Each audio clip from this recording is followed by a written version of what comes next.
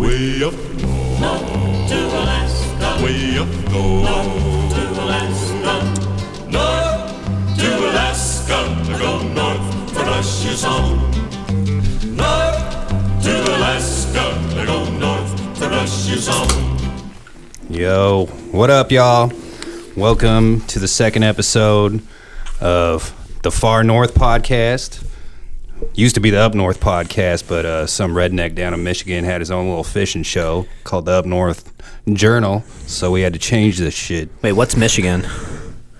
I don't know. It's midway. It's not really I'm up just north. Kidding. Michigan's type. Never mind. It's all right. I'm kidding. You guys are cool. You guys know what winter's really like. Anyways, so yeah, we're back here, second episode. We got another special guest for y'all. We got Mr. Kris Marshall in the house tonight. What's up, Kris? What's up, man? The Walrus. Yeah. He's got a mystical mustache. It's pretty famous. It's pretty, yeah. It's dude. there. Yeah, it's like baleen. Looks like a set of baleen hanging off. I just trimmed it your up, lip. Just trimmed it Oh, up. you trimmed days it? ago, dude, fresh trim. Yeah, I saw you combing it right before the show, so Yeah. it looks good, man. Yeah, It goes good with that thanks. sick flow you got going on there. Yeah, I've just been letting it all go lately. You got party up front and party in the back. Yeah, You got full party. Full party. Right on, man. So, what's going on, Kris? How you doing? Doing good. Just Doing- filming, hanging out with family. Hanging out with the family. That's what's up. That's what's up. Well, I don't know if you guys don't know who Kris Marshall is. I don't know. He's pretty much local skate, snowboard filmer. Recently put out a video called Evoke. Put this out back in October, so it's pretty dope. I think there might still be some copies available over at Blue and Gold Board Shop. So I think so. I think don't we know. might have sold out, might actually. have sold out. So, well, either way, you can go. I don't know if you want. You can still go check the video out on Vimeo, but I don't know. You got any copies of this available for sale anywhere else? I don't. All right. I have one copy. Ooh, one I copy. also have one copy. I got one copy too. So, all right. So the shit's pretty limited. If So you find supreme it, prices, motherfuckers. I want $600. That's resale value. I'll It's on sign it. Vimeo for free. Don't tell him that, dude. I'm trying to buy a pair of Yeezys later. I need that Yeezy money. man. So Evoke. All right, man. So pretty much, shit, man. A couple years ago, you started filming for this Evoke video. I mean, what happened there? How'd that all fall into place? Well, you should tell him how we met, because that's kind of where it all sort of started, All right. in a way. I met these guys, like Dakota, Tim, and Caleb at the shop, and they already had an idea for a video. It was more Dakota that had like an idea, I think. Yeah. Yeah, they were talking about making one, and we just started snowboarding together, so I got in on it. But it was like pretty loose, you know, just kind of like, oh, we'll go out and fucking film, and at the end of the year just put all the clips together and you'll have a video. But that's not how it worked, because that's not how that shit works. And We had good intentions. yeah, the thought was there. We had the vision, but We were trying to build, but we had not enough Lego pieces. yeah, so that didn't happen. I mean, we put together parts for a couple people, Dakota and Caleb, but definitely no video. We just didn't have enough footage together. Decided to push it Yeah, out. I mean, there wasn't anybody like directing the project. You know, there wasn't somebody that like had the vision and like saw it through.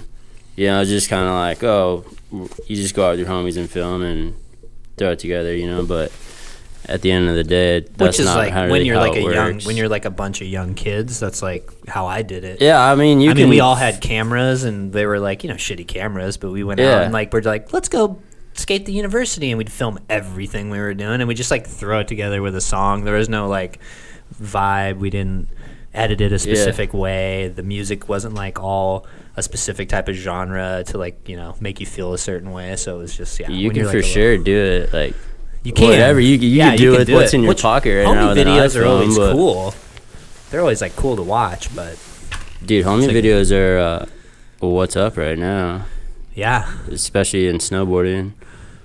With how the industry is, yeah, for sure. I think you're gonna see like a lot of homie videos coming out. Yeah. What are some of your So when you first started really, when you're like talking about getting it all together and really the pieces coming together. So I mean, this is just my opinion, but like I feel like you're very influenced by like Bill Strobeck. I feel like Strobeck is like, and Bill, if you ever watch this, we'll get you a copy somehow and you can watch it.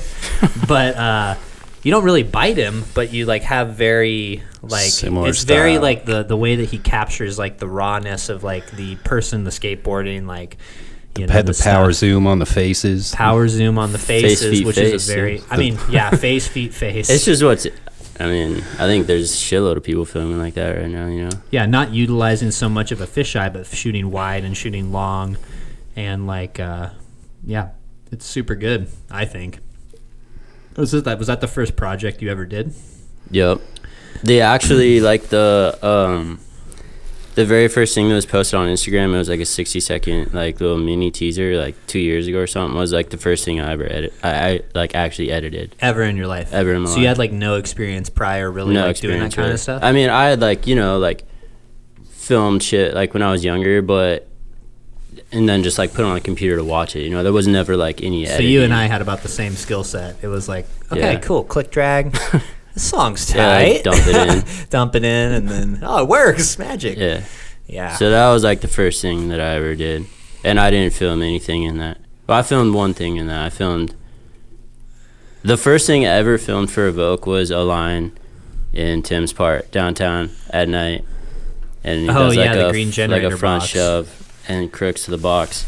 And that was the first thing filmed for the video and the first thing that I even, like, filmed. And that was at, like, the end of the year. No, that was, like... Wasn't it in, like, the fall? The spring. Really? It was spring. It was spring from, like, not last summer, but the summer before. Dylan looks like he's about ready to talk some shit. Yes, I am. Yeah, I know Dill better than anybody. The shit talking is already coming did out. That fucking line. He did already do that line. I You did heard the that. crook on the generator box. I actually messaged Kris about it when the video was coming out, dude. And I think you did that line. And then Well, to be fair, the Switch Wally 270 out up in Fairbanks. Filmed that in Switch. 2010. yeah, but you over gotta by, like, Big Daddy's or whatever. admit though, the reason why I wanted to go back and do it was because we were gonna use that footage that you filmed in like when we were doing the actual video, and then you decided to change cameras, like we were getting a better camera, and so we weren't gonna actually make a video, so we just kind of threw it. It was like a throwaway fun video of us like going to Fairbanks and stuff, and I felt like I could do it better. The crook was like, the first crook wasn't very good. It was kind of like one of those ones where you're kind of just like, you know, just not really Soggy. It was really soggy. It was super soggy. So I just felt like I could do a better line and stuff, you know. I think we were just there, too. Like, I don't think we went there, like, for that spot. I think we were just downtown skating. Yeah, we were just skating around downtown, and I had just learned those wall ride nollie out things, you know, like the wall ride nollie thing. So I wanted to do that super bad. So it wasn't too serious at first. Like when did y'all really like start picking it up, getting serious about the video and filming and everything like that? It would have been like at the end of that winter. Dakota, Brisket, and I were at dinner, and somehow like the whole thing got brought up, and he was just like, I wouldn't give you guys shit to make a video based off what I've seen, you know, like not being a dick, but just saying like, you don't even have your shit together, you know, why would I ever like support that? And which you can is totally like yeah. true and like what we needed to hear, because then it was like the next day, like I was like, fuck yeah, and I got serious and like drew up like pre-production stuff, you know, like, and just went for it. So I actually didn't even own a camera when I was like, yeah, I'll make a video.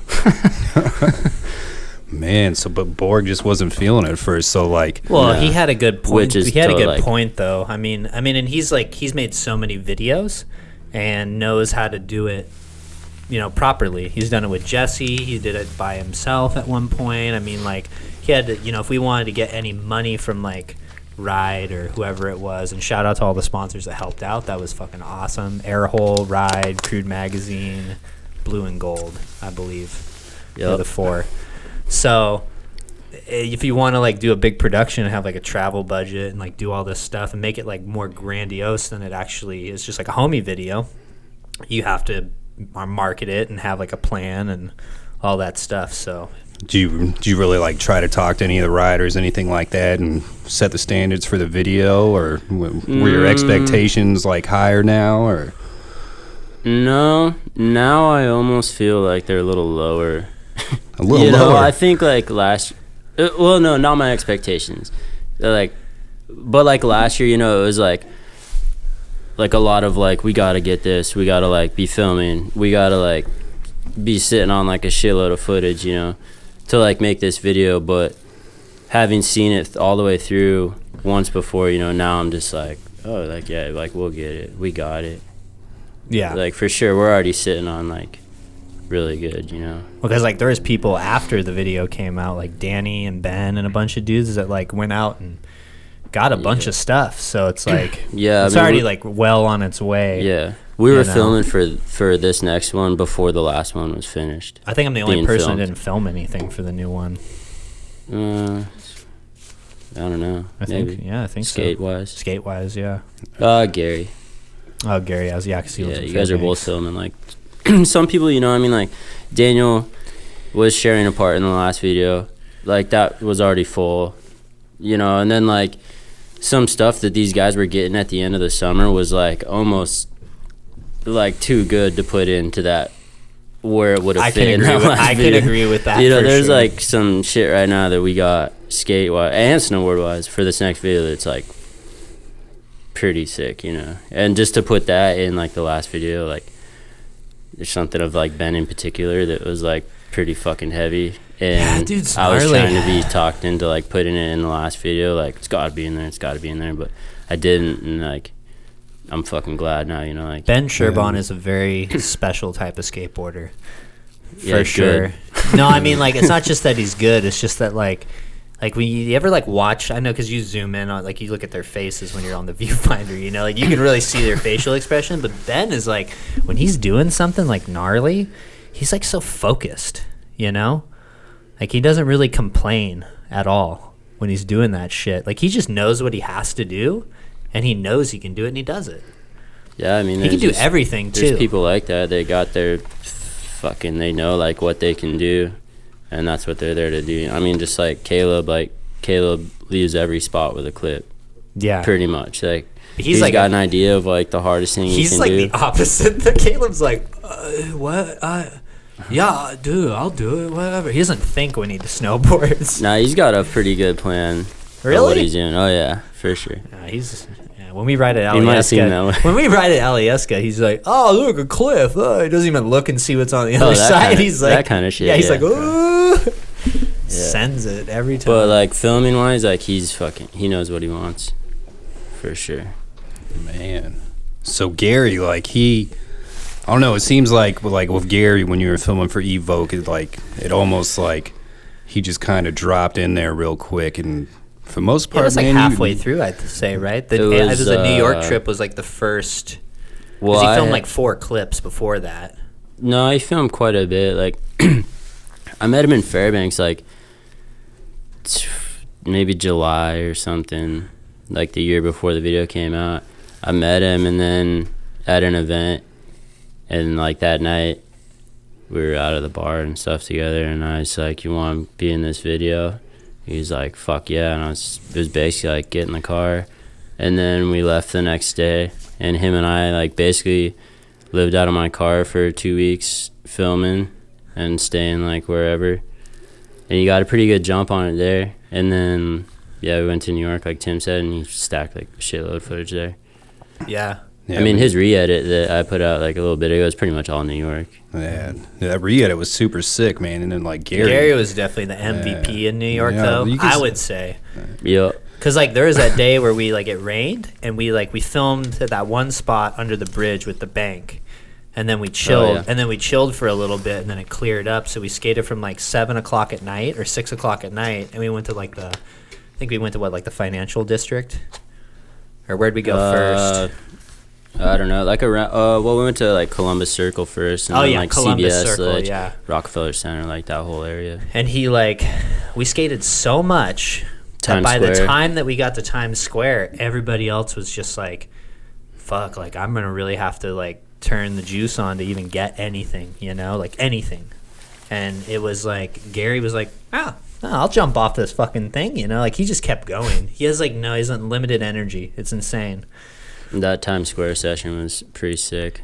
Yeah. Like, we showed up and we're like, there's no fucking way you can skate these things. And like right in the middle of Times Square. And some kids were like, no, fucking skate it. Like, don't worry about it. And then it was just on, dude, for like 2 hours, and some security guard came. No, he wasn't even a security guard. He was a trash dude. He was like the guy that picks up the trash. He was like talking shit to the local kids, and the kids were like, "Hey, fuck you! Hey, get the fuck out of here! Go pick some trash up!" And he's like, and starts walking away. And we were like, "No way, dude! We got beginner's luck though when we were there. Everywhere we went, they said that the Supreme Courthouse drop into the bank, like you get 3 or 4 tries usually." But we skated for an hour and a half, 2 hours, or something like that. One cop came by and was like, "I'm gonna be back in 15 minutes. You better not be here." And we were like, "Okay." And he never came back. Yeah, that was it. It was crazy. Man, so do you feel like, I don't know, the closer you were getting to the deadline or releasing this video, you think those guys really started stepping it up, and you think the progression was there? I think, yeah, probably a couple months before it. But I felt like it was just kind of like everybody like really like getting into the swing of it, like a lot of people, that's their first time really filming like much of anything, let alone like trying to put together a full part. So I feel like a couple months towards like the end of filming for that video, like everybody was really like killing it. That was the first time Gary had filmed anything that wasn't on an iPhone. Yeah, the Fairbanks angle. Yeah, the Fairbanks angle, Snapchat angle. Yeah, so for sure, like people were stepping up, and that's also when like the biggest shit was filmed. So yeah, probably. Hell yeah, man. So you guys are already pretty deep into the second project, doing that thing. Yeah. What do you guys got planned for that? You guys taking some more trips, stuff like that? Yeah, we're going to New York again in April for a little longer this time, a couple weeks. And I don't know what after that. I think like California, maybe, and Seattle. We were supposed to go to California like in December, but I had to bail to do something else. But that was actually really funny to me. Because like I couldn't go. Dude, I felt really bad, but I couldn't go, and I was like, well, why don't you guys go to LA, because it's usually really nice there that time of year, And then it was like when I heard you weren't going, I was like, holy shit, like Daniel and Josh and like some what are they gonna do? Like they all still went, didn't they? Yeah, they went. Yeah, for sure. Made a nice palace style edit. Yeah, it was sick, dude. Man, but yeah, I felt pretty bad. It happens. But whatever, Because you went to go film with Brisket, right? Yeah. That's right. Yeah. How'd that fall into place? Well, he called the shop and asked if there was, because I had talked to him like years prior to that when I worked at the boardroom, because he was up here filming and he was looking for snow and he was looking for a winch. And so he called the shop again, and I said, well, let me get your number and I'll ask around and see if I can find anything. And so I figured Kris was probably the best person to, deal with at that point. So I just gave Brisket Chris's number, and then it all transpired from there, I guess. Like they worked. I mean, I had known they were coming for maybe like 5 days. Yeah. Somebody else had told me, but I didn't talk to him yet. But so he gave him my number. He called me and was just kind of like, he was at the airport, like flying up here. And I was just like, yeah, whatever, I'll meet you tomorrow and show you some spots and like let him use my shit, like equipment, like lights or whatever. And so we did that, and we went to a couple spots, and like I was filming just for like my own shit, and they had 2 filmers up here, but one of them like it just wasn't really working out or whatever, so I got hired on. They sent that dude home. Tight. You're out. I'm fucking in. That's Coming Kenny up. Powers style. But, you know, I mean, like, I think, like, he could film and stuff, but not, like, probably just didn't have the experience with skate and snow. Like, you can tell when, like, somebody rolls up So he was like a to a videographer, spot, but he like, wasn't like a whether skate they know what they're filmer. doing. Yeah. Dylan's Mac, but what's your password? Brisket. Pork belly. That's enough letters. Oh man. All right. So you filming for real snow, and Yep. I mean, was that just something was going on up here? Did you guys leave out of state, do some stuff somewhere else, or? Yeah, we went to, like, the day after I got on the project full time, we went up to Fairbanks for maybe like 2 weeks. And then we took 5 days off for Christmas. And then we went down to Pennsylvania. Like, Erie had that big snowstorm. How many feet did they get? It was like unholy the amount of snow they had. Oh, like, they had like over 100 inches total, for sure. But dude, it was like shit that you think about forever. You know, like, you're always watching the news, and like every year there's somewhere that just gets shit on with snow. You know, and you're like, man, how fucking sick would it be? It was like New York that one year. Yeah, it's like, how sick would it be to buy a plane ticket and just go there right now and film? And that was like the morning we were planning on going down to Michigan, like Michigan, Thunder Bay area. And the morning that I was flying out, I was like watching the news about Erie, and I was like, oh fuck, that would be sick. And then I flew into Minnesota, met up with those dudes, and they're like, we're going to Erie. And we fucking drove there the next day, dude. And we rolled into town, and it was like you couldn't even see like spots hardly. Yeah. It was snowing so fucking hard. And Well, just, there used to be a rail there, but now it's just a hill. Yeah, dude. Yeah, it was like the real dig out for sure. Like, some spots, like, there was a spot that we hit that's actually in the part, but we hit it towards like the end of our time being there, and we totally saw the spot like one of the first nights we were there. But I remember seeing it and being like, that's too fucking small, because there was so much snow, you know. But then it had like a big like rain for like 2 days, and we lost like pretty much all the snow, and then it was like, oh fuck, like, That's tight. look at that spot. That's legit. I wish we had 100 inches here. That'd be sick. Dude, I can't believe how fast it went though in those 2 days. I think it's because like the lake effect weather or whatever. Yeah, well, the that fuck climate shit is not like an average for there, probably. You know, like you're saying, lake effect. With I guess, like, did they get snow? Like, Well, they get snow, but not like pretty good. 100 inches usually. I mean, no, probably not like It was average. like record breaking. yeah, that's fucking gnarly. I bet those people lost their minds. I bet they were like buying up all Dude. the fucking freeze dried food and shit. Yeah, like Yeah, getting ready for the bomb shelter. Like it's gonna end. No one's driving. dude, they're on it though with snow removal. Oh, those Like, dudes want to I've get never paid. seen I fucking know dudes shit that do like snow that. removal here, and when it dumps, they're like ready, dude. They're ready to go. Dude, make fleets, that money. full fleets out in Yeah. force. It was crazy, man. You'd be driving down like residential neighborhoods, and cars are just fucking like you see in the movies, you know, just covered with snow. Like, you can't even really tell it's a car there. There's just a mirror hanging out. Or That's whatever. crazy. Yeah, it was wild. No shortage of snow. That's tight. Man, so that's pretty dope, dude. Seems like you got to come up a little bit there and getting your name out there now. People are learning who the Walrus is. Didn't Videograss want to hire you or something at one point, No. or something? Uh-uh. Can't remember who it was. Videograss isn't even making videos Or who anymore. was it like 2 years ago or a year ago that wanted you to help film for something? Was it when like Sexton and those dudes came up? Oh, I helped them out, yeah, when they were up here. Yeah. Yeah. It was like Fronius and Fronius, Wiz, Sexton, Schubert. Fronius is actually filming his real snow then too. Oh, yeah, that's like right. why they came up. But yeah, that Did was you about see it. the I just picture? showed him around. I never saw the footy, but I saw the picture of him doing the front board around Arctic. Mm-hmm. That's fucking like, it's not a huge spot, but that's a hard trick. That's That's like gnarly because you got to winch in, and the ledge is only like what, this tall at the bottom. maybe, but we had it built up like, you know, a little ways up. But we had went there to that spot and set it up like a couple days before that probably, and then Because Gus and Brewster are the only two dudes to go around the whole thing, right? No, Gus didn't go around it, but Brewster went around it, and Bodie's went around it. He 50, And- Brewster 50-50'd it, right? Yep. Yep. And That's then tight. No. Bodie did backboard up and around. But yeah, that battle with Fronius was like 10 hours straight probably the first day, and then like 5 hours the second day. That's what it takes to get the trick sometimes. Yeah, it was sick.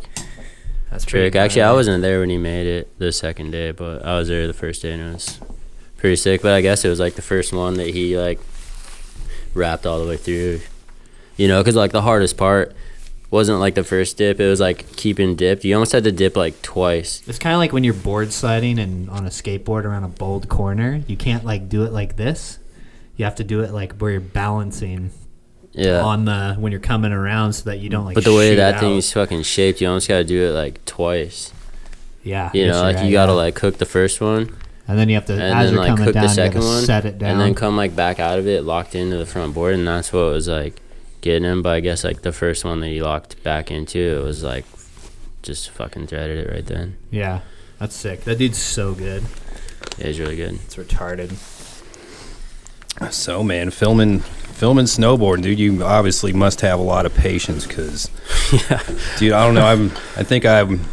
I went out with Caleb and Dakota and those guys a few years back, and I was actually trying to help them film for a project, dude. And Is that the young folk video that they're I think it was, dude. Yeah. And like, it just seemed to me like one thing about snowboarders is like, you motherfuckers know how to procrastinate, dude. Dude, yeah, some people Yeah. are fucking bad, man. Dude, I can't stand it when like because dude, it's like a lot of fucking work to shoot snowboarding. Like it takes a long time. It's to way set more the work spot than up, skateboarding Yeah, for but sure. you gotta just shovel the dude. fuck out of everything. And then it's like, well, let's fucking get it. Like when it's set up, you know, you're like, let's fucking get into it because we're already gonna be here forever. And then they're all fucking milling around. You know what the worst part is? Just in That's how it was, yeah. just in my experience is when like you put all this work in to like make it hittable, and then right when you're about to hit the spot, you get kicked out, and they make you break it down. That's the worst possible scenario ever. You did all that shit for like. I don't just to know get what's kicked worse, out. dude. Like that one, or when you're like full session and you're like fucking right here. So Like you close. know that it's like the next one, and then somebody comes in and kick you out. That's probably the fucking worst. And like you can't talk them into like, you know, you do the usual fucking. Well, you have two. Like, give you me have 30 two, minutes. You have two options. I'll at give you that point. $100 for 2 more fucking tries. You know what I mean? Like, I mean, you could bribe them, or you can just be like, "Fuck you, dude!" Like, and just keep doing it. Like, Yeah. that's your only two options. Which the latter of the two doesn't depends. usually work out, but you start with the bribe. yeah. Well, I mean, average See where you response gotta time is go. what 45 minutes for an actual crime or a bank robbery. So you're probably pretty good. yeah. Oh, dude, there definitely like there's the times where it's like call the fucking cops in. You know what I mean? Like shut the fuck up, get out of my face, and just call the cops. Yeah. Like you did your part, dude. You let me know that you didn't want me here. That's Yeah. cool. Yeah, I definitely think you got to have a strong will to film snowboarding, dude. I don't know, man. I'm a skateboard filmer, and it's Well, you it's a just whole don't different like world. you don't like Well, winter. man, I don't Dylan. like winter. It's cold. He It's doesn't cold like as Snow. fuck. He doesn't like anything below 50 degrees. And it's like a setup too. They call you the spot. Oh yeah, we'll meet you at the spot. I was like, all right, and I show up. And they throw Dylan a nothing's set up. shovel. Yeah, they're like, here's a shovel, bro.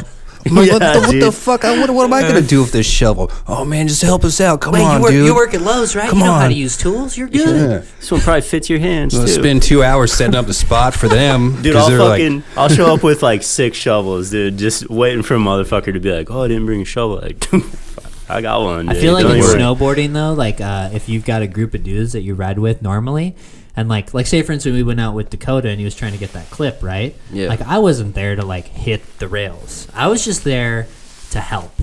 So like you gotta, it's almost like paying it forward. Like you gotta shovel sometimes and like make it right for your homie, and then hopefully they return the favor. You know, You can hope. you can hope, but Yeah, but it's a lot of fucking work. It's like the circus came to town, dude. You're rolling in with a generator, a winch, like all these shovels, push shovels, fucking a torch. You look like you're burning shit down. Yeah. It's just fucking.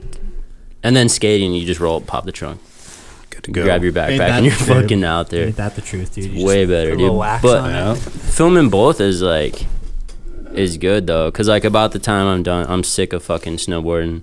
Don't want to set another spot up. Well, it's you're like time to always film so skating, stoked you're like, as soon as summer comes around, you're like, God, I'm so ready to film skateboarding. Dude, right now I'm like at I'm that point. so ready to just fucking sit down and shoot this long lens. Fuck yeah. No, you don't have to build anything. Like, yeah. And it's fucking warm. Like, you guys are just chilling. Just the whole thing is a lot more pleasant. Like, filming snowboarding is just straight up work. It's good. Like, it's sick. I love, like, actually filming snowboarding. I feel like you can get, like, a little more creative with it. You know, like, if you were to, like, film skating, like, a lot of snowboarding's filmed, it'd be like, what the fuck? Like, artsy detail shots or whatever, you know? Like, Yeah. so that part's fun. So man, so you got this new project you're working on. What's this new video called you're working on? The Third Mind. Third Mind, man. Yeah, Kris has been doing a lot of soul searching. Third Mind. He's completely sober. He's opened up all of his chakras. Yeah. He's ready to go. That's good, man. Yeah, man. We were talking about that a little earlier, man. You said you've been sober now for what? How long now? 13 weeks tomorrow. 13 weeks. Yeah. Yes. And he feels great. So in your Feels great. you're in- Feel great, dude. So you're still in your first trimester of sobriety. Yep. Still in the the learning stages. I remember you went sober though for a while. Yeah, I went Like a sober couple- for couple 5 or 6 months. like a year and a half ago or something like that. Yeah, almost. I mean, so I quit for like 5 or 6 months, and then it was almost like a year exactly that I had been drinking when I quit this time. Oh, But the quit last time was just like, it was like a fucking novelty thing. You know, I was like, yeah, like, oh, I've been drinking a lot. I'm gonna quit until I quit. it was New Year's, The wasn't exposure it? premiere was like July 28th or something, right? Yeah. Or 27th. Or Yeah, some I shit think like it that. was the So 28th. the 28th, or whatever it was, like the day after I quit. I was like, all right, I'm going to quit now till New Year's. I did that, and then it was like pretty much a year exactly, dude. Like, looking back, I can see like the whole, like the first time I drank after that break, like I had 2 beers, and I was fucking satisfied, dude. I was like, all right, like I'm good for the night. And then like within a year, just a full fucking, Just all downhill, just Yeah. right back into it. yeah, it was just, Oh, man. I have to say pretty though, like bad. when you were drinking, like your level of like, I've never seen someone who can drink the amount that you could, and like still be the same person. Like some people, when they drink like 3 or 4 beers, they just turn into a monster. You know, like you don't want to be around them. But like half the time, I couldn't even tell that you were drinking. You know, like it was yeah, weird. I mean, that's probably not a good thing. I mean, it's not. I mean, it's not. It's 'Cause not there's, like, like, it's not the you know. sign of alcoholism, but it's like it's definitely like a skill you had. But for that sure. led me to like doing a lot of like shit, you know, that like you probably shouldn't. Well, like I mean, because you're going through like every day. Well, like Like I the- was going through every day drinking What, like the all day. outrunning the cops on the side by side?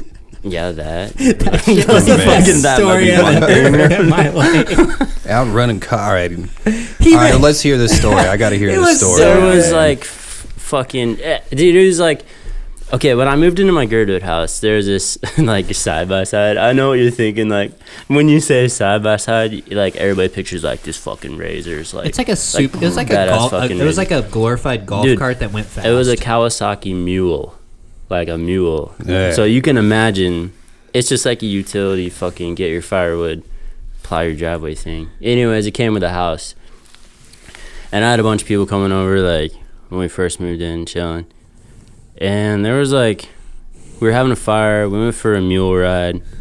It was like me, Jacob, Caleb, Nico. Fuck, maybe like. There's too I'm many sure people Cody in the was mule. there. There's Yeah, too was many like, people in the There's mule. like 6 people, I think, in this mule. There's 3 people in the bed standing up, hanging on the rack. There's 3 people in the front, like, and then whatever. Like we went to this party that Caleb's like, oh yeah, take me to this party, like, and we went there and we just like pretty much left. And anyways, we're driving back and there was like these cones in the middle of the road, and I'm fucking like slaloming the cones, and I like swipe a couple, and then like this car's coming at us. And it was a cop. And anyways, he like goes past us. And I'm like on the main road, dude. I'm like right by the skate park. And then he swings past us and turns around, and I just fucking juked him down like our road, killed the lights and shit. Damn. Made it back, but Was it full on pursuit? Did he have like his lights going and shit? I Like, don't know. Dude, Nah, I feel like if to he be wanted honest, if he wanted to in catch my you, state of mind, it might not even have been a cop. You just never know. Dude. Chris, your eyes were too low. You like, I was just like, I fucking, think that's a cop, dude. get That's down, get down. dude. That's alcohol's a hell of a drug. yeah, Yeah. dude, it can be. Hell of Yeah. a drug, man. As I mean, that was as I like drink one this time, delicious Midnight Sun Brewing Company beer. And then so you got to deal with shit like this, man. And like how's it like? I mean, because obviously, like drinking alcohol is Well, Chris can admit pretty like, big in I mean, like skate and snowboard culture. So is it a little rougher, like having these guys in your face drinking this shit all day long? Like, I mean, I got no problem. I feel like most of the with people in it, our but- crew, though, like they don't get to the point where they're like someone you don't want to be around. Like it's never really happened. Like I've never, even when we were in New York, like it never happened. You know, like it was pretty mellow. Like we definitely had fun, but it's like we've never. I don't think anybody, like any of the dudes that we hang out with, like drink to get like belligerently drunk and like start fights and shit. Like it doesn't happen. You know. yeah. But it is. You're right. It is a part of the. It is like a part of the culture that it's like synonymous with it. You know. Yeah, like Dude, I say fucking drink up. Drink up, But- yeah. I'm just not the type of person that can. You know what I mean? Yeah. Like fucking hats off to whoever can like go out on a Saturday and like party and wake up Sunday like that was fun. Yeah. And then like go Crush. through their work week yeah. just fine and then do it again like the next Saturday, you know, whereas like I would wake up fucking Sunday morning being like, let's get it. Well, you see, I you know? think that's why. Well, I don't do that. I don't go to the bars or Yeah. anything. Like I never. I think the only times I've ever really been to the bar is when like you were drinking. You were like, let's go get a Moscow at whatever, you know. Yeah. And in Girdwood, that's like the only time I really have gone lately. Like it's like once or twice a year or something, you know. Like I don't really go to the bars. The bars weren't even really like And it's not really in my Girdwood. It's not problem, really I a. wouldn't think. Yeah. I mean, But what you're saying is like people that Mine go was and like- habitually go out every Friday, Saturday, recover Sunday, do their regular life, and You then know, rinse, repeat the Yeah, whole. well, just like it. Like it's continuous. Yeah, So it maybe just not wasn't- like Saturday, Sunday, or Friday, Saturday, or whatever. But you know what I mean. Like be able to like That's their lifestyle. fuck even just like have one beer a night Yeah. and like chill. Like not happening. You know what I mean? I'm like fucking all in or I'm not. Like Yeah, that's exactly how I was. There's a lot of people that just go out to drink and have fun, but like when I drank, Dylan it's like I drank to was get- drinking to get fucked up. That was the ultimate goal, was to black out. yeah, and fucking. dude. But Dude, that that's just like reminded real, me of man. the best story ever. Oh shit. Oh my god. Here The we go. worst time I've ever seen, because Dylan never got like weird or anything, except for like the story we told on Panda's, I think it was on Panda's podcast, Yeah. about how you tried to fight Steal me. the Girl Scout cookies. You stole and the all Girl that Scout shit, yeah. cookies, tried to fight me, and I From a choked you Girl out. Scout. No, it was from a house party. This It was is a long house story, party. Yeah. I dated a chick. She had a boyfriend I didn't know, and then I ordered these Girl Scout cookies, and Dylan goes. Wait, to the, what? Okay, you anyways. dated a girl. It was, she had that a had she another had a boyfriend? she had a boyfriend, and boyfriend. I didn't know, and so it was this whole situation. So Dylan wanted to go party at this house because we party over there. Was a sorority in Arizona, and we ordered all these Girl Scout cookies. Like I ordered like $50, $60 worth of Girl Scout A lot cookies. of cookies. And Dylan goes to the party, and they're like trying to kick him out, and he's like, I'm not fucking leaving until I get these motherfucking Girl Scout cookies. Yeah, I feel that. Give me those goddamn cookies. So they were like, Smells he was what's up. getting so loud that they were like, fine, take them all. And they like gave him like just so many cookies. But the best story that I remember is like when you had that little Kia, that blue Kia car in. All right, yeah. All right, so I pretty much blacked out this one time, and I was in Ashland, Oregon, dude. And I was partying with my friend Linwood and this other kid. We called him like Luca Brazzi, dude. And I think we blacked out at the club, and like, dude. And I woke up the next day, and like, I was all disoriented and shit. And I was like, He didn't remember shit. I was like, where the I've been fuck am there. I, dude? And like, I'm like laying in my boxers, and like I was digging SpongeBob at the time, so I had these SpongeBob SquarePants boxers. How old were you? 40. I was- He Let's was put 40 that on the years record. old. I was 22. All right, there ain't nothing Still wrong too with old. So I was rocking these SpongeBob boxers. I woke up on a deflated air mattress, soaking wet, and went and From piss? I pissed myself, so I was covered in piss. Yeah. Dude, I'd never been in this house before. I was so confused, and I could not find my clothes anywhere. And like, I was like, man, just fuck. But you're naked? I was in my SpongeBob boxers. Oh, that's right. Still soaking wet. I found my shoes, and I was like, fuck, man, I don't know where I am. I just got to get out of here, dude. And like, so I like come out of this place, and I was like, fuck, where? I was like, dude, on the other side of town.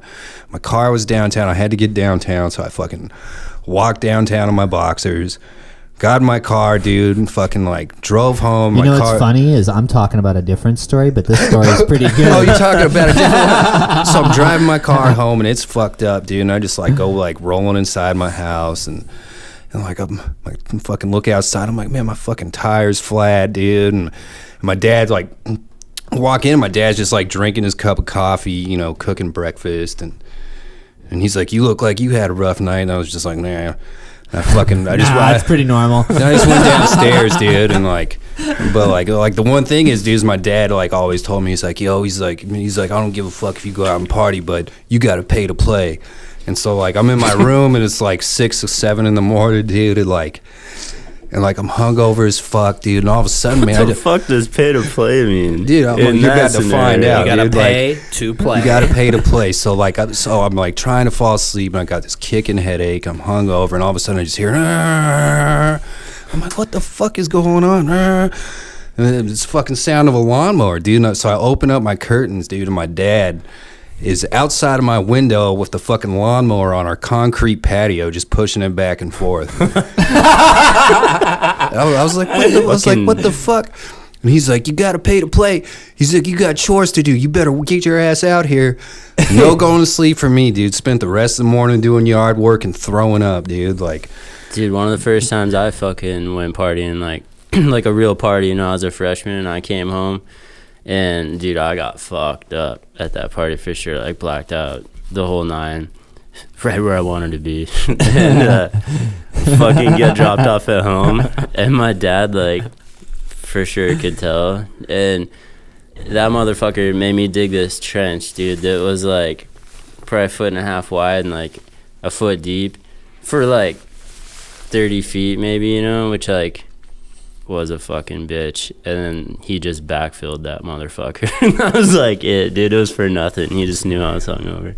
So my story that I remembered of Dylan, that was the funniest one when Dylan used to drink, which was ridiculous.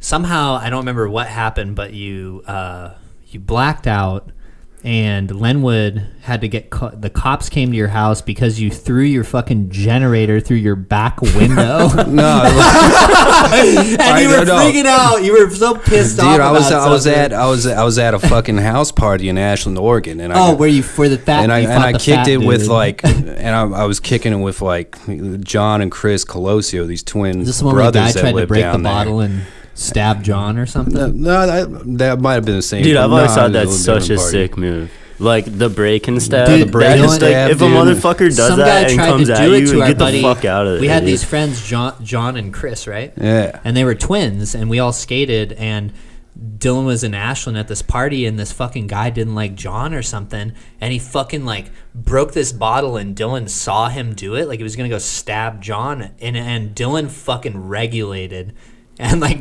started fighting this dude, and then like there's this big fat dude, and he was like with the other dude, and so Dylan's in this party fighting this like 350-pound fucking ginger dude and this other guy with a fucking broken bottle, and Dylan's like flipping tables and throwing them at him, and like, dude, Damn, dude, like it a was- fucking Wild Dude, West. dude, he like kn- a real saloon. Yeah, it was fucking I was watching throwdown. Roadhouse a lot, dude. Yeah. I fucking threw down, bro. I mean, when Got you're in a Swayze situation on him. like that, dude, you gotta fucking. It's instant. It's everything. Anything you can get your hands on, dude, you fucking use it, bro. And like, But anyways, the story was, from what I heard from Lenwood, was like somehow something transpired and Dylan got super drunk and he got, I don't know, you were upset or something. I was mad because like we had there's another kid we hung out to. His name was Andrew Torres, and he was running, like, he ran this like skateboard truck company. I think it was called like Crown Trucks or something like that. They're based out of LA, and kid was doing well for himself. He was like loaded, pretty much like a practically a millionaire, dude, and like driving Benzes and shit. And like, I just remember he was like hanging out with this ratchet ass bitch, and she's like, she's like, oh yeah, Andrew, like he's just like spending thousands of dollars on her every day, and he's like talking about buying her a new Beamer, and I was like, look, bro, I was like, you gotta realize like this bitch is a fucking sucky bus, dude, and like a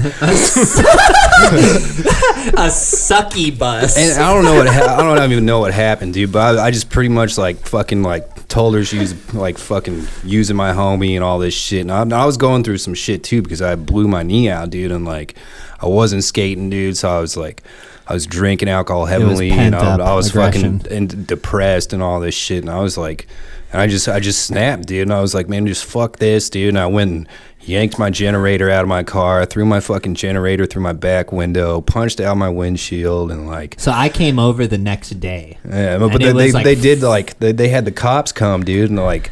And that they were fucking cuffing me up, and they were gonna take me to jail. And like real quick, like this kid Kris, he runs in. He's like, whoa. He's like, wait a minute, and like, he's like, he had a death in the family, and He this made and some that. shit and up. He's like, it like just saved my ass from going to jail, dude. And like I don't know, man. I think though that's like when I really realized like I had a problem with drinking and shit. But now I think about it, like I know why I had that problem, and it's because I was going through the things that I was, and I couldn't skateboard, dude, and like. And well, that was your coping mechanism. Yeah, that was my coping sure. mechanism with alcohol, because skateboarding's always been a major piece of my life, and that was a year and a half that I couldn't skate, dude. So I just focused all my time on drinking alcohol. How did you blow your knee out the first time? Switch, pop, shove it? Switch, pop, shove it, revert down this White City stair. Yeah, the 3 block. Which is a big set. Like, it's pretty hefty. Any flip trick down, it's like pretty gnarly. And I don't know, could never get surgery or anything like that. Still haven't got surgery to this day, and fucking, I don't know, it was a struggle, but yeah, so that's what happened, man. It was crazy. So I came over the next day, and my mom drops me off in her van in front of Dylan's house in Phoenix, Oregon, in like this nice suburb, and like, yeah, there's a fucking, the window's broken out, and Dylan's generator's in it, and I was like, damn, they broke the window out, but they didn't steal anything? That's really weird. I go in, and Dylan's just like not having it. It was a bad experience. I was like, damn, dude. Fuck yeah. Plus, I think that was the first time. Like, I wasn't old enough, so I never drank with you guys. I think like Lenny maybe bought me like a Sparks energy drink a couple times. Like, you know, in Oregon they have those Sparks. It's like basically 4 Locos, but it's like not as gnarly.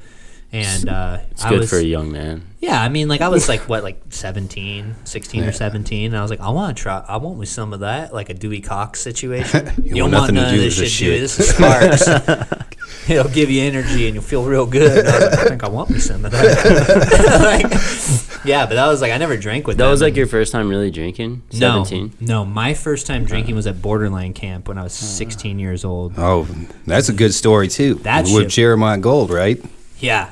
Dude, that was nuts. So my dad got us this really sick condo, and it was all the Fairbanks Borderline dudes. Now, that was the summer I got on Borderline. Like, that was the trip I got on Borderline. And I wasn't old enough. I was like 16, you know? And, like, Jeremiah was, like, an older dude that had kids, so he wasn't going to go out and party, right? And then there was this other guy who wasn't 21. He was, like, 20, so he couldn't go to the bars either. So it was me, Jeremiah, and this dude, and they stocked the fridge. Like, everybody else who was staying there stocked the fridge with like Goldschlager. So the first thing I did was I drank like half the bottle of Goldschlager, and we got hammer drunk, and there was this closet that was locked, and they were like, damn, dude, I wonder what's in that closet. Like, I wonder if there's like a key or something. I was like, you don't need a key, check this shit out. So I grabbed like a screwdriver and a little hammer. Like, we found a hammer, and I tapped the pin out of the door, because it was like one of those doors that has those hinges like has the pin in it. And I tapped the pin out, and we fucking just went boop and took the door off and slid it.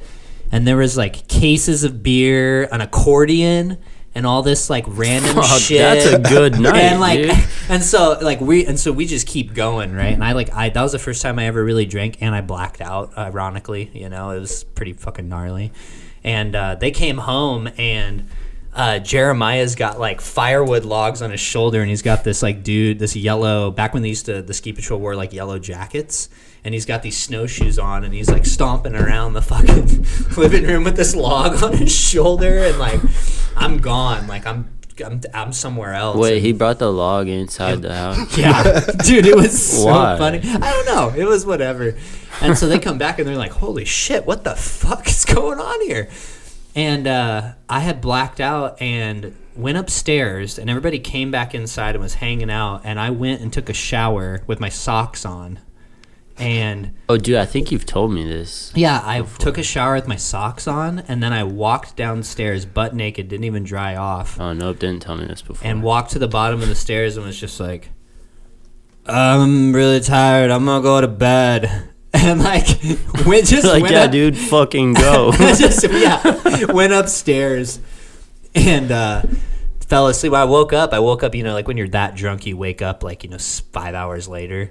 Yeah. And I woke up and I was like, still had my wet socks on and was like, what the fuck is going on? I never touched alcohol in my life. And I was like, ugh. And they were like, you got to go to the contest. It's going on in like 3 hours. And I was like, oh my God, this is awful. Yeah, that was my first real experience. But I never really drank in Oregon with those dudes because they are actually really good influences. They never like bought me beer. They never like did anything, like never took me to parties. Like nothing. Like they were like, you're too young. You'll get to do that later. So that was pretty cool. So the one thing you're going to learn now that you don't drink anymore is nobody will ever remember that you don't drink. I haven't drank in 7 years. My friends know it, and they still offer me a fucking beer every day, I man. never offer you beer. Ever. I've never made you try to drink ever. All right, maybe Tim doesn't, but everybody else does, dude. So get used to it, Because man. I was there when he was drinking, and I remember when he quit. And you also quit because you had your spleen removed, right? Yeah, I had my spleen So like removed, he so my can't really immune drink that system's much. fucked up. And, So yeah, I never offer him beer. and I That's found his the thing. found the love of my life. I think once you find that special someone that can, I don't know, things happen and you change your ways and you do better. So happy now, don't drink. So Oh, yeah. but word, man, moving on, dude, moving on. So you're working on a new project. You got fucking some new writers in this video, dude, and Yep. I think Daniel Redmond's shooting for a full part, like. Yep. Oh, that's gonna be easy for Daniel. Yeah, he'll have a full part for sure. So Daniel- is Daniel he bringing it is- to the next level, or is he just like No, trending Daniel, right now? Daniel Like, is Nah, like his parts so every far is looking pretty fucking sick. every time we take Daniel out, like if you've skated with him over the course of the last 3 years, like he kind of found his like niche in his like skateboarding, you know? And like he's so talented and has like no fear that he'll go skate. You'll take him to anything and he'll try, you know? Like he's not gonna like just not skate it. Like he'll try anything, ledges.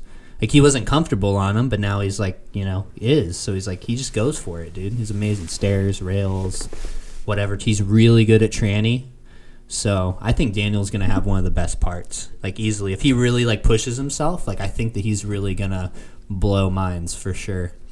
He's one of my favorite people to skate with because he's so young. Oh yeah, he's one of my favorite people to film. That's amazing. For sure. Like he's so like he'll try shit, and I'm just like, man, I never really even like looked at it that way, you know? he definitely seems like he's got the trends figured out. I don't know if you guys follow Daniel's Instagram but- feed. He's got his zooms down. I mean, he's that's his doing thing. That's his fucking thing. no But I mean, like, complies and sex changes. regardless of like him doing the sex change tricks and like doing the no complies and stuff, like he can do real tricks. Like he's got his own like thing figured out. He can do both, you know.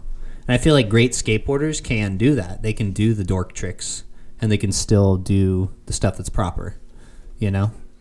Daniel's watching this like dork tricks. Dork tricks, yes, Daniel. What does he mean? I don't know, dude. The ones okay, so I feel like the ones that are cool are like when people do like on like a rail, you know, like a bank to rail or something, and they do like a board slide and they grab mute and they pop out, you know? Yeah. Because like Sean Sheffy did that shit 16 years ago. Like that was a trick that was done, right? And same with like the Ollie North tricks, like Ollie North bonks and stuff. Like people were doing that on fire hydrants. They were hitting bump to fire hydrants, doing Ollie North tail grab nose bonks, you know? It's just coming back in full circle, like the stuff that was relevant, it's like making a resurgence, you know? But there are some like tricks that I think are like kind of questionable, you know? Like they're kind of circus tricks that shouldn't, get as much hype as they do, but they're still hard. I just don't like them. Strange to me because it seems like these tricks were like real popular in like the late 80s, early 90s. And then like towards the mid 90s, late 90s, early 2000s, like you couldn't get away with putting that kind of shit in a video part, dude. Like I almost like couldn't get away with like going to a street spot and like do a sex change or something like that. People were making fun of you, dude. Like maybe even calling you a fucking poser, trying to fight you or something, dude. And dude, then, it's just like those tricks weren't irrelevant at all. And then now they came back like full circle, and all of a sudden it's the fucking hotness. Everybody's doing it. But I mean, I hate to say it, man. Props to all you kids that are out there doing that thing. But I just can't get down with it, man. Well, you have to admit though, like in skateboarding, like we were talking about an era in the '90s in which, like, if you look at like the video we talked about last episode, Trilogy, like that was a big video for street skating because it was the types of tricks and how many tricks dudes were doing in lines and what they were doing. Switch, regular, nollie, flip in. There was some flip out shit in that video, which like predated some stuff, Before that, it was like doing 6-trick combos on curbs and stuff, Like in Love Child was a video that had like a lot of tech ledge skating, but it was like on small shit. So they pushed it to like picnic tables and they were doing like gaps and like, skating the Jaquan gap to ledge. But in skateboarding right now, I mean, it's come from a period in which it was every year it was like a new trick, a new trick, a new trick, a new trick. And we're getting to the point where if you want to maintain that being relevant, you have to go out of your box and you have to like do things that are maybe like older tricks, like doing no complies and like doing these, taking old stuff and adding it to modern street skating. Because like how many times can you watch somebody do kickflip, crook, nollie, flip out, like it's great if you make it look good, but it's like a lot of kids can do that trick that are pro right now. Guys like Steven Lawler are doing like, switch 3-flip 5-0 fucking body varial out and like popping out, and it's hard. Like that's a hard trick. He's taking two aspects of skateboarding and blending it together, and that's what makes him like, special in his own realm. Where do you stand on these trends, Kris? I don't know. You don't know? I mean, it's just skateboarding is what it is. I feel like a lot of those tricks though, like you were talking about them being in people's parts and shit, but a lot of those kind of tricks when they're actually in a part nowadays, they're like used pretty well, I think. But as far as like all that Instagram shit, I'm like not into that. Like the whole style of edits this out right now is just like I keep scrolling. Like even if it's my friends, like sorry to say. Yeah, they just got the mumble rap music. It's just the fucking same, man. Who's it's the like, most guilty out of all of them? What'd you say out of for our those friends? kind of edits? Yeah. Daniel or Caleb for sure. Yeah. But which is like, dude, if that's what you're into, go for it. But yeah. I just don't personally like it. Well, I was surprised. Like I follow Caleb's fucking snowboard field. I'm surprised that shit's getting carried over into snowboarding, dude, and the same type of edits. Well, I mean, that's the everywhere. region that he's in too. I mean, if you look at a lot of the kids that ride at Boreal, I mean, that's really like they're wearing sportswear, they're filming like that, they're using that music. That's what they're into, and that's their generation. We grew up on like Gangstar and like real fucking hip hop, but I mean, it is what it is. It's what they like, and it's what they grew up on, and we're just from a different generation. So, I mean, I get it. Like, that's their thing, and Caleb rips, But it's just, like, to me, it's like, why would you want to just, like, blend in? You know what I mean? Like, I don't know. You just look like the same fucking dude as, like, the last edit. They look just like that. Yeah. Whereas, like, if you were, like, had some legit shit, it's just funny that there's like the Instagram standard of like an edit, like those kind of edits, and then there's like real shit, like something that would be on Thrasher or something that would be on Snowboarder. Who has or like something, so why the fuck, even if you're putting it on Instagram, would like you make it like at that level? Like you'd always want to go like for the fucking best shit you could. Yeah. But instead you settle for like your fucking iMovie on your iPhone, making some like crop into the fucking. Well, dude, it's weird how they're highlighting nother... like they'll land with a fucking heavy ass toe and they'll like crop it in, dude. That's and like show that. That's like, why would you even fucking do that? That's a whole thing in skateboarding right now. Like I've had this conversation with lots of people about how when we were growing up, when we were young, there was two types of skaters. You skated street or you skated vert. right? You got hesh skaters, and street skaters. And they were fresh. And everybody had good style. But now, and everybody had good style. Dylan is like he's a style queen. He only likes people that have good style. He loves that shit. Well, so these days it's like people are getting away with like these hand dragging on everything, dude. Fucking like tic-tac. Dude, I can appreciate like a hand drag though. Like, who had the best hand now drag? and then, dude, if there's like a like if there's like a hand drag where it's like, damn, he like powered through that shit. Like Eric Ellington, in my mind, the video I remember is there's a video Eric Ellington had a part. I know Dylan doesn't necessarily like Eric's footage because of the type of skateboarding he does, but he did this big spin front board on this white hubba that's somewhere in California, I believe. And it's like, it's a big fucking hubba. And he does it, and like, you could just tell that it was hard for him to do, you know? Like, he fucking cranked in the big spin, locked in, and like when he came down, it was just like you could tell like the way he moved his body, like it was hard, you know. And he definitely touched the ground a little bit, you know. So it definitely was like you could tell it was difficult. But what Dylan's talking about is like when kids half-ass everything they do. But it's okay now, is because now it's everyone's made it okay because now it's like. It's an art form. Everybody's like, oh, it's an art form. And I'm like, well, what are you talking about? It looks like shit. Guys riding away sloppy. Well, there's shitty art, for sure. Yeah, well, I guess there is shitty art. Dude. I don't know. Well, dude, there's like good enough and there's good. You know what I mean? Like, a lot of people settle for like when you're filming and shit, you know, like they'll be like, oh, it's fucking good enough. Like, actually say the words like, oh, good enough. Fuck I mean, I've done like, it. dude, I mean, we've done it again, before, yeah. for sure. Like, I've tried stuff and it's like, I'm not getting it the way it should be, but I'm not going to get it if I don't do it that way. So it's like you got to sometimes, if it's not... I mean, there's like a time and a place. There's a time and a place. Everything. But what I was going to say is like, so in this day and age, you know, like there was an article recently where they were talking about, or it was a YouTube video that this vlogger did about skateboarding. And he was talking about like a industry pro versus like an Instagram pro. Like people that have made an entire skate career and have a cult following based on these Instagram video edits that they do, you know? And it's like, it used to just be like, you know, at one point it was like street skater, vert skater. And then it went to the point where it was like, I think that when Street League and all this stuff started happening, that it was like you had like regular skateboarders that were like broken in that category, street, vert, tranny, whatever. There's some all-terrain vehicles like E-Shot and Grant Taylor, the guys that can do everything. But now and then it was like an athlete. So you had guys like Nyjah who are amazing skateboarders, but they train all year to get the gold medal, you know?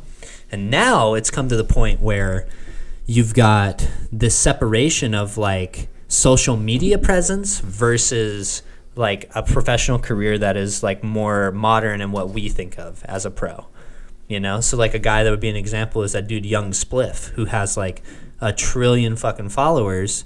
And he's super talented, but he's that guy. He's like only on Instagram. I've never seen a street clip in a video. I've never seen a video part. He doesn't like, I don't know if he rides for a shop, but like everyone knows who he is, you know? Like people repost his shit. I see it on Metro. I see it on every like, you know, skateboard media presence. And that's like what it's become because it's kind of evolved into this thing, you know? Like we're getting to this point where it's not really like how it used to be, you know? Well, it's not going anywhere. No. You know, it's like, but what's the right way to use it, dude? I've been having this conversation a lot lately with like when I was filming that X Games project, like just talking with the other filmer and shit and like some other people, like what's the right way to use like, but more so in like when you're making a project, you know, like everybody's like trying to withhold footage and like, and all this shit, you know, like it used to be like you'd sit on a clip and like nobody even fucking... You'd sit on all your clips like it was folklore. Yeah, dude, like you're people just would like talk about it, like, trinkets. did you hear that he switched backside flip the stair set? And then like people would want to go see the premiere because it's like this legend of like this amazing trick that went down. But nowadays it's like showing it. Like you can't just say it. Like in an age like today where like anything you want you can Google and have it. Like That's anything true. you want to learn, like Google it and have it. Like you can't like if you go to somebody and you're like, oh yeah, you did this, but not yet. Like you can't see it. You know, it's like fuck you then. You know what I mean? So like, what's the right way to do it? Like, there's people talking like film a clip and put it up that day. Like whatever. Like weren't they just saying on a 9 Club? Like I'm not one sure. of the 9 clubs they were saying like film like basically I'm gonna be filming honest. for Like a project. I love 9 Club, but like it's really hard for me to sit through 2 hours of it. I watched the whole It depends who it is. The Jason Dill episode was the first episode that was like 2 hours long that I sat through, because that dude to me is like so interesting. But they're saying like filming for a project for a year, like every day, like throw the clip up like raw, you know, not graded, not edited, nothing. Yeah. And then at the end, like, so basically you're watching like the raw files for a whole year, and then you still have a premiere and like everybody gets to see like everything put together, edited. I guess I could in like, theory or that could something, work you know? to an It's like- advantage in a way. So it's like, I don't know, like, I don't fucking Because know I mean, the in right this way to do day it. and It's age, I mean, tough. there's like videos, you know, that come out on the internet. They're web parts, you know, and they're like Most. most of them are, and they're so good that you're just like, holy shit, like that was amazing. That's the best, you know, thing I've seen in a while. And then it just like gets lost on the timeline, you know, like people just Really forget quick, about dude. it Like, really for quick. 3 It days. it just ceases to exist. But it's what's relevant now, and it's like it's what you have to do to like get noticed in skateboarding now, and it's like I don't know. It's most of it is content now. Like you got to have content. You got to be posting on Instagram, and it's like the hype for an actual like skate video to come out, and like that anticipation is like it's no longer. It's because, and it's like you guys say, is because everything you want's at the fucking tip of your fingers, dude. Well, I mean, like, there's some exceptions. Like, I remember when you texted me that night and you were like, did you watch Sabotage 5? Oh, my God. This is amazing. All the parts are on Thrasher. And so, like, I went and watched, like, the parts. And, like, It's not the same, though. Yeah, but I mean, like, what I'm trying to say is, like, I know that those dudes exist. And I know that they have a crew and they make videos and they make some of the best shit for that, like, for what they do, you know? And they're what I would consider like raw street skaters. Like Yeah, when they're Dylan raw. talks about style being so important, if you watch Sabotage 5, like they're not, some of those dudes Or aren't. any of them. Yeah, any of them. They're not doing like they're not doing like shit that's like never been done. They're doing it at spots that are not super easy to skate, but it's the way they're doing it. Well, it's that whole East Coast, like, Oh, dude! style, you some know? of the stuff they're doing, it's like, you know, we could do those tricks, but it's how they did it, and it's the way it's filmed, and it's like, you know, it's more of an art piece than it is anything else to me. And even with them, they're like, I don't know, like seeing something like that, like what they put out is almost, it's almost refreshing, dude, to see that people are still skating like that. Well, I didn't It's see not all shit just from 'em about before. like fucking robots, like Nyjah and Shane. It's like these dudes are fucking killing it. They're ripping. They're not doing the craziest, most tech tricks, dude, but they're landing their tricks. It's fucking good style, and like, I don't know. But it's also fucking interpretive ill. too, because like what you like in skateboarding. I mean, let's be honest. Like you like that era of mid '90s. That's like your favorite time in skateboarding. So when you see a dude rocking loose fit pants and some fucking DC Thiago Limos or some Kalises, and he's doing switch flip back tails and lines on a ledge, like you're fucking stoked. Like that's your favorite shit. You know, so skateboarding's so interpretive. I mean, you could argue, you get a whole group of skateboarders in here, and they're just going to argue about what they think is proper. But in reality, it's just skateboarding. You know, it's what you want it to be. You know, I can appreciate Nyjah Houston as a skateboarder because the dude is amazing. I mean, you can't deny that the dude is naturally talented and he put in the work. And I mean, he was like, you know, he was just skating Street League for so long and like getting like winning. And then he had that fade to black DC part where he just like crushed like just fucked just it up. Dude. 25 of the most unbelievable fucking handrails, and he was doing like nollie inward heel flip crooked grinds and lines, you know, like he proved that he wasn't just a contest skater in that sense, but that's like in his core, that's like what he does to pay the bills, you know, like he's good enough to do that, you know. So I can appreciate him as a skateboarder and as an athlete. I mean, he's an amazing skateboarder, but it's like that's not personally my favorite aspect of skateboarding either, you know. So of course Daniel, he's filming. Who else is gonna have that Who's gonna have that surprise banger part? Anybody Ben. new in the video? Ben, of course. Ben for sure. I mean, he came out swinging. What, your guys' first day filming? He just. Yeah. We won't talk. We won't get into detail, but some shit went down. Dude, Got a hammer. let's just say he went to a spot that I would say only a handful of people can skate and It's a do well-known spot. And it's a well-known spot, and it's definitely like it's heavy. And he went there and fucking handled it like a fucking boss. Looks good too. Yeah, he's amazing. I think it's like the best He's amazing, clip I've ever seen off on that spot. dude. I mean, nothing's For no. sure. They're like the only people that did flip tricks down it were pros. Well, That's Wes. it. Well, Wes is a freak of nature. He went there. What's the story? He tried to nollie heel flip it or something. Yeah, I think so. He went there to nollie heel flip it, tried it 3 times, didn't really get that close, and he goes, "I'm just gonna frontside flip." That's it. Fucking did that shit quick too. 4 Yeah. tries. So, but I think Dude, Ben. Ben I think did his Ben. pretty quick, I too. think Ben and Daniel, if they really put in the work, like they're gonna, it's their time, for sure. I feel like it's their time to really like, put it down. Yeah, their footage is pretty good. Especially, I mean, Daniel has probably the most footage out of anybody right now. He's almost sitting on a full part. Already? Yeah. Wow. Good work, Daniel. I wish I was 17 and didn't work. I'd be sick. Quit. Glad to see glad to see your work ethics working out somewhere, Daniel. So good job. Good job. Yeah, he's killing it. Hell yeah, man. So Gary's got some catching up to do this year. You think he's gonna pull through? Oh, he'll be fine. Yeah, dude, I'm not worried about Gary. I bet Gary's gonna fucking leave New York with a part under his belt. For 2 weeks. We went there for a week, and like me and Gary got almost the same amount of clips, right? Like roughly. Like he might have got like Gary got more. He got like 6 or 7 more clips. Yeah. But like between me and Gary, we stacked at least like 50 plus clips, Like it was a lot of fucking. Yeah, I mean, like it was a not lot all of keepers, but yeah, not all there keepers, was but there's a for lot sure of over footage. 50 So clips. like Gary has shown that like he can go and do it. Like if you were like, you have 3 months to film a full video part, Gary would just do it. Like it's no question. Like he could do it, and he can do anything. You watch his Instagram, Yeah. dude. It's amazing. Yeah, he's good. Dude, he does like, what do you do? Backsmith, backside flips, and like he like learns a new trick, like a hard ledge trick, like once a week, Yeah, he's good. And he skates baby trucks and baby wheels. His board doesn't. does, dude. His board doesn't turn either, which is crazy. His trucks are so skinny. So skinny, but that's what he does. He likes it. He found his setup.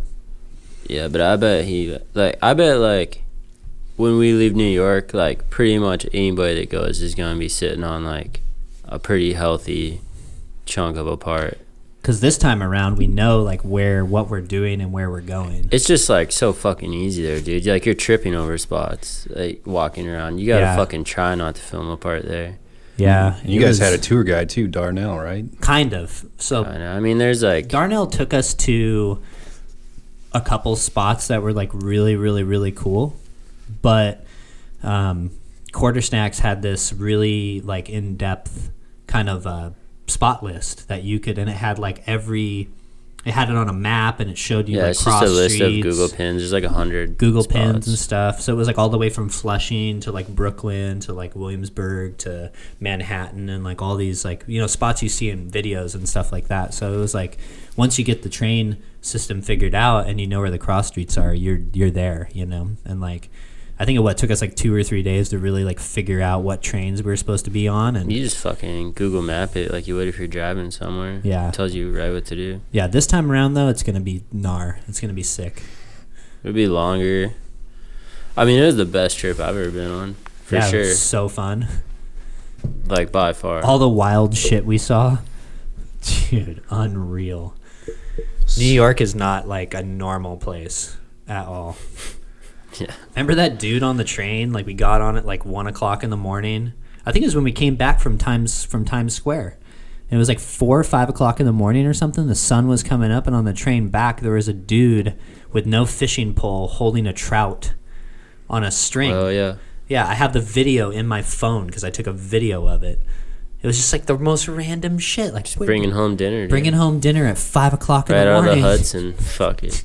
Damn.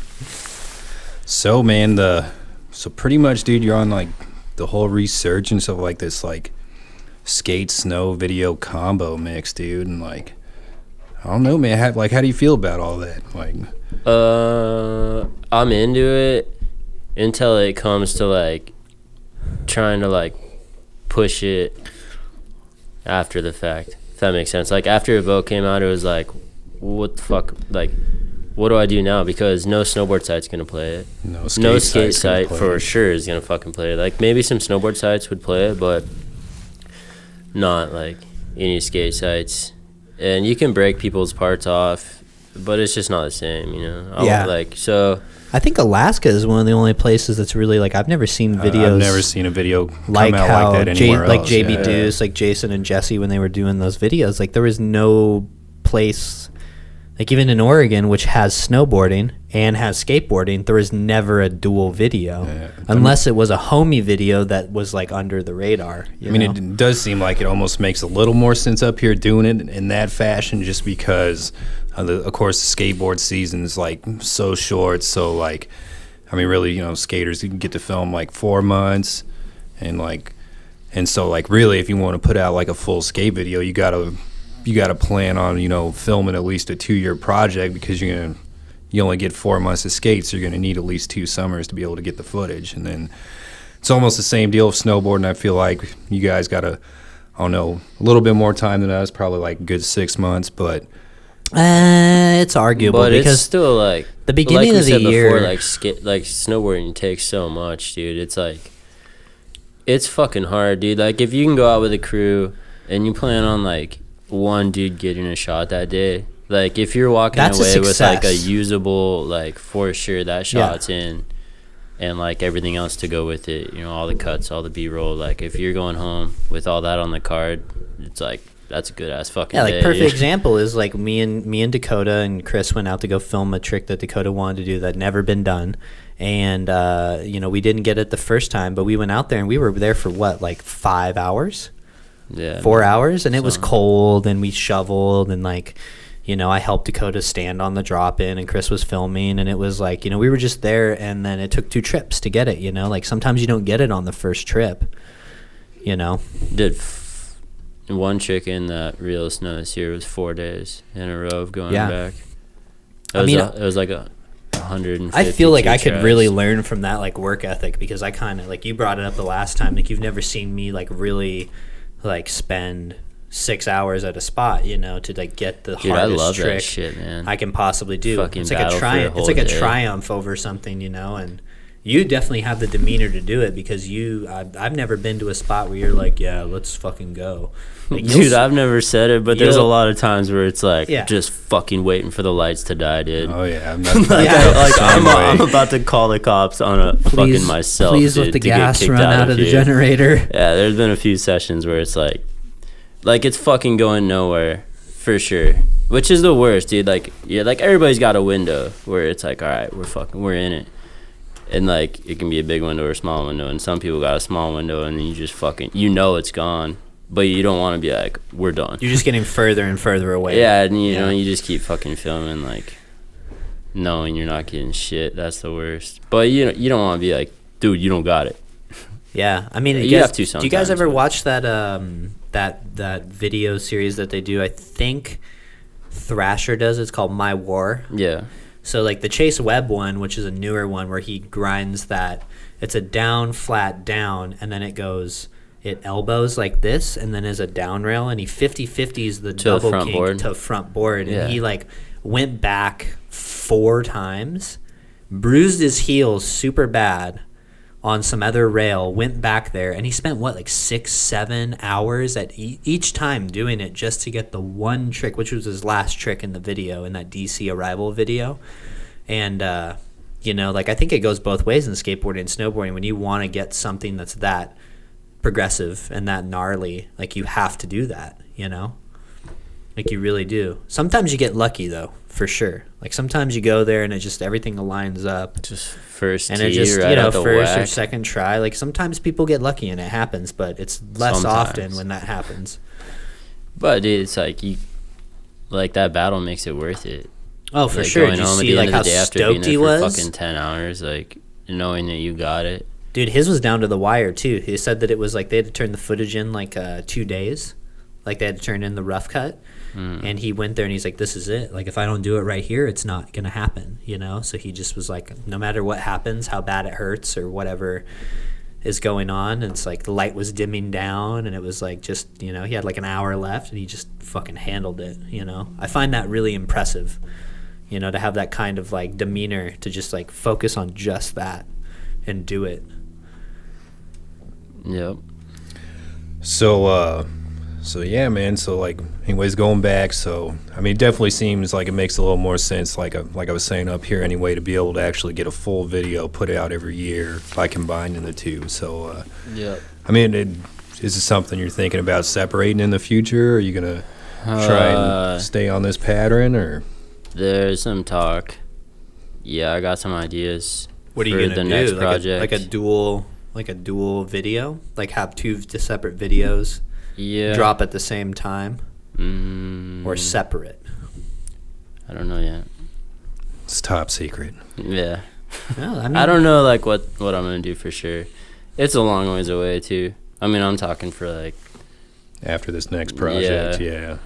I mean, I'm gonna be But I honest. mean- I'm super stoked for the next one for sure. For this one that's we're working on right now. Yeah, the Oh third yeah, mind. dude, Like I'm fucking hyped on like this one. I'm like, you know, trying to. I've talked to Jason about it, you know, and like he's, you know, had a good point. Like Dylan brings it up all the time. Like when we were at Birchwood, and you were like, I can do these tricks, but I don't do them, you know, kind of deal. And I need to like push the envelope, and I'm like not getting any younger. So I feel like I really like this video is going to be like, you know, with Gary and Daniel and the level of skating that we're going to be doing and snowboarding. It's like you really got to, you know, push it to the next level. So it's like kind of getting me stoked to like really like go out of my element and like really try to like make something different.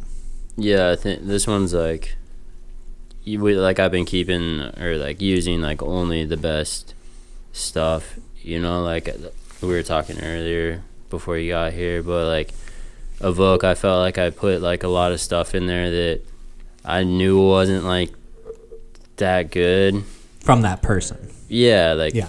or maybe like the trick was good, but I wasn't into like how it was filmed, you know, like maybe I filmed it like pretty early on when I was still trying to figure shit out, or somebody else filmed it, or there was like 6 different cameras filming that video, you know, like shit just didn't, it looked kind of hodgepodge to me, and I was like pretty bummed on that. I haven't watched Evoke since the Fairbanks premiere, actually. You know, I 'Cause I'm haven't just watched. like, I haven't watched it either since I brought it to Since the premiere. Fairbanks to show some people. Yeah, but like, so going into this next one, you know, I was like, I don't care if it's like a 15-minute video that's like from start to finish is Hammers. quality. Yeah. In my eyes, like, Well, you definitely than got a 30-minute video. You know, that's Jason, like just Jason throwing shit actually in. said that when we were at Baker. He's like, you don't have to film 5 minutes of footage. You don't have to have a 5-minute part with a You bunch of don't, stuff. dude. You can have a 2.5-minute part of just quality, you know? Yeah. And that's really what matters more than like showing that you can do a ton of stuff, you know? And I think it's good to set those standards. I mean, I think sometimes it is hard because even like when I was filming Exposure, like, I mean, for the main guys I had in my video, like, I made it a point like, hey, we got to step it up, and like I'd make them redo tricks and like Dude, really Dylan- get them to like think about like, you know, we're way the fuck up in Alaska. Like, how are we really gonna like? I mean, you got to set yourself out. You can't just be putting out weak ass footage and fucking expect people to notice, dude. So like, I really felt like I had to push the guys and stuff like that. But at the same time, I did feel bad because I'd find myself in situations like filming with other people, and like, and I almost have to like feel obligated to like film them, and like, even though they're not reproducing like the quality of footage that I'd want or the standards, and like. And it's the same, like, there's a lot of shit that I didn't use because I just didn't feel like it was at that level. And Yeah. And I mean, it's hard to make those decisions sometimes, and I mean, I'm sure that's something you're going to end up having to do. I mean, I feel like it's healthy for like the dudes that you're filming, you know, because like, I mean, I'm guilty. I get too comfortable, for sure. Like, there's tricks that I'm like really consistent at doing, when like I could be doing other stuff, you know. Like, if you watch any of my old video parts, I used to jump down everything, you know. And like I can still do it, but I don't know why I don't do it, you know. Like I could still go and like make that stuff happen, you know. But going out of, like you're saying, like it's like, what do you want to do to be different? What do you want to do to like show that you're up to that standard of skateboarding, you know? I mean, do you feel like there was footage you used in Evoke that you were just like obligated to have to use because you filmed with these people? Maybe not like have to use. There was stuff like that, yeah, on like a personal level, like from me to them, like I have to use it because it's whatever, you know. But I felt like there's a lot of shit that like I had to use just because I was like filling the timeline, Yeah, you know, or like maybe it was like a good trick, but I just wasn't hyped on like how it was filmed. But I feel like I had to use it because of the trick. Whereas like now I would be like, no, I'm not fucking, like we can go back and get it for sure. But I'm really like, this one I'm like super particular about like the filming. And so far I've filmed every single clip for this next video. And that's just kind of like, not to be like a dick to anybody, but I just want it to look the same like from start to finish, you know.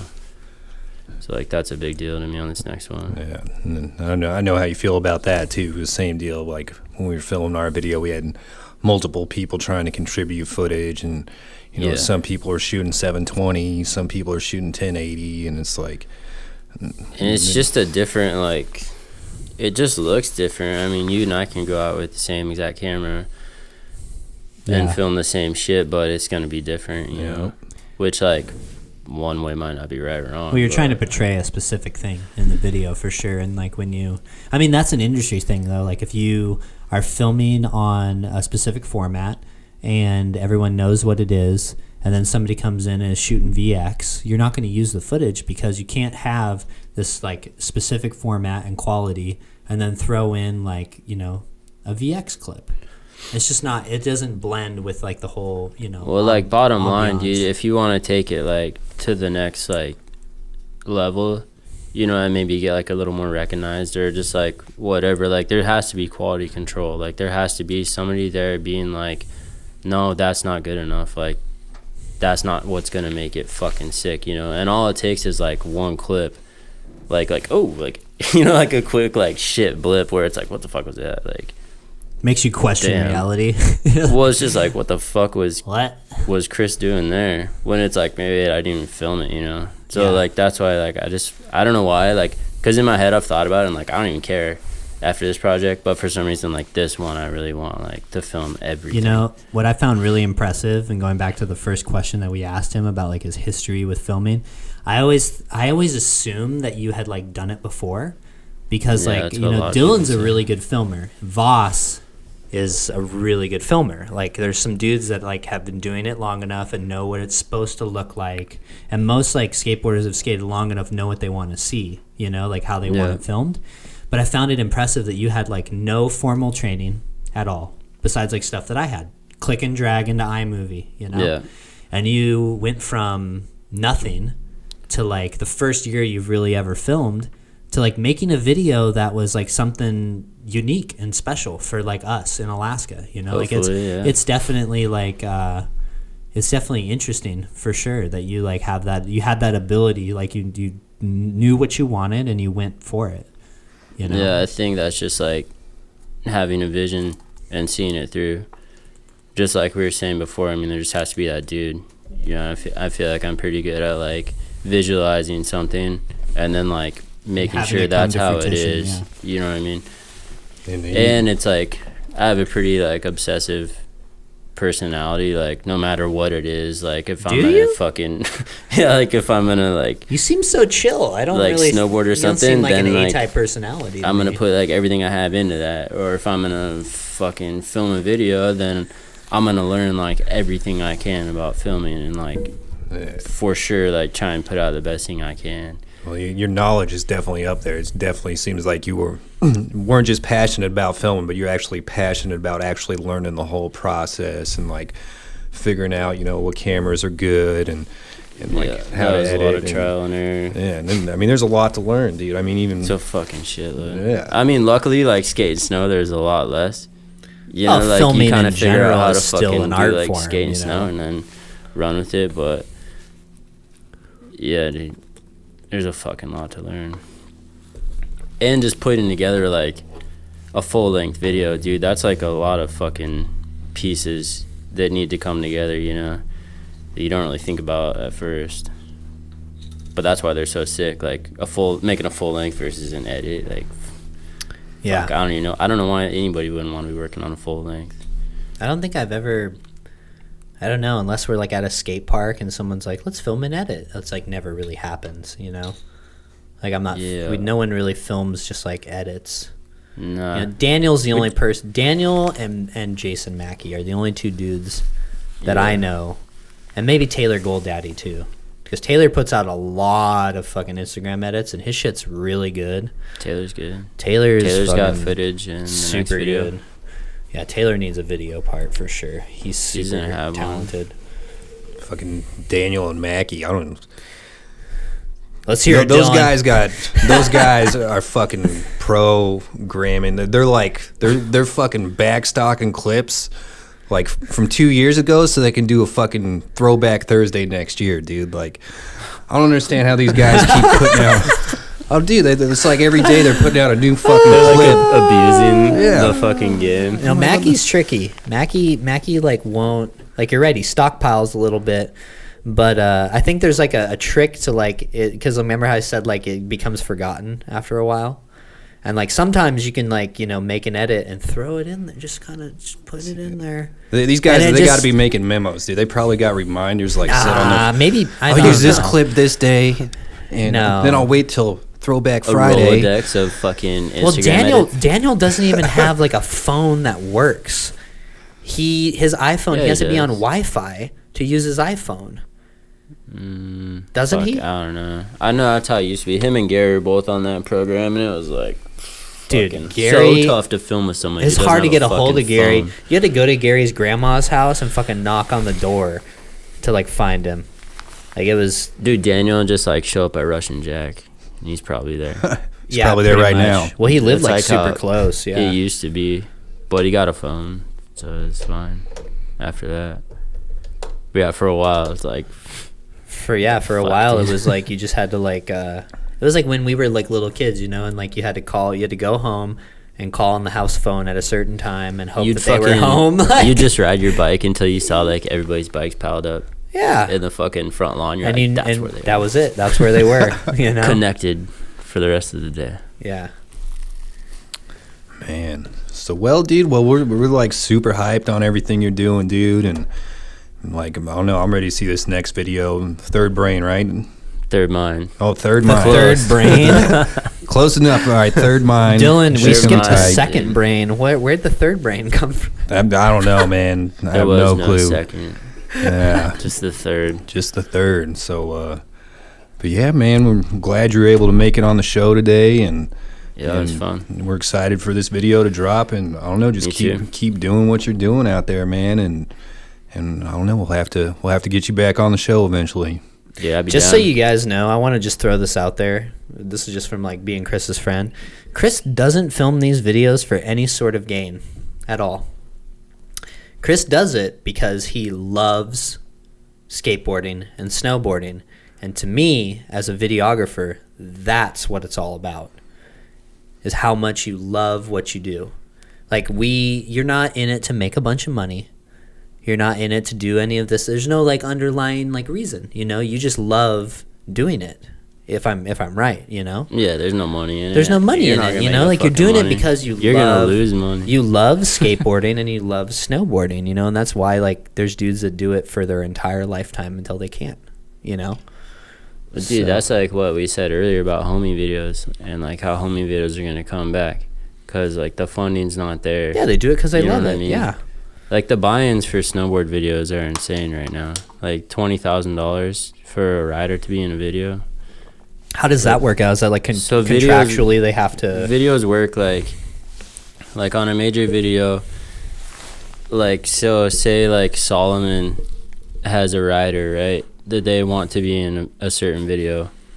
Like, they're like, oh, we want this dude to be in video, guys. So like that, They have to front the money to so basically get the. it's a to the- buy-in. Yeah. So to- Solomon's okay. gonna pay Videograss like 10 grand for that rider to be in the video, and that's how the videos get sponsored. You want to know a funny story about buy-ins and shit? Is remember Video Gracias? I do. Everybody's like, That's a good video. yeah. So everybody's like, why the fuck did Lane not have Ender? Right? Like Lane's part was fucked. It was super good, but Jed had Ender, and Yeah. everybody's like, what the fuck? So I guess like they met Lane that year filming, and like he like was getting clips, so they're like, fuck yeah, like he's in the video for sure. But he didn't have a buy-in.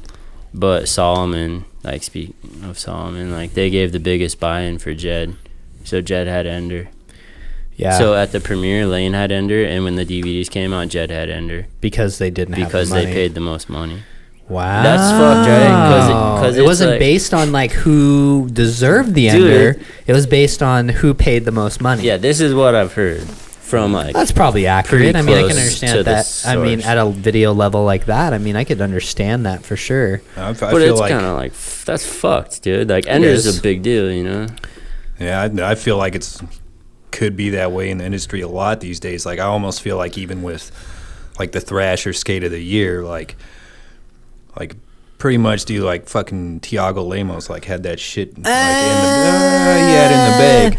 But like there's a lot of people voting I for him. love Tiago more than the next dude. He fucking is a skater's skater, but But I saw this leak though, and it was like someone's like, oh well, Jamie Foy's already got it, and it's already said and done. And they're like, what do you mean? And they're like, you'll find out after he becomes Skater of the Year. And it was all a fucking gimmick for his flat Earth part to drop, dude. Because literally the next day he dropped the flat Earth, and it was like the Flat most Earth insane part sucked. everybody's ever seen. Like, dude, I'm you gonna have to say it. admit The video though, like was that's terrible, that's but- the Video that's was the thing though with garbage. Skater of the Year, like dudes that are in contention for it. Like, have you noticed like Press Rewind? Tiago had that part the year previous, and it came out right before Skater of the Year was about to drop, and people were voting. Everybody comes out with a part right at the beginning of voting, you know, or during it, because they want to push. It's like you're saying, like you're marketing Yeah. yourself like that, you know. But Jamie Foy, I mean, come on, dude.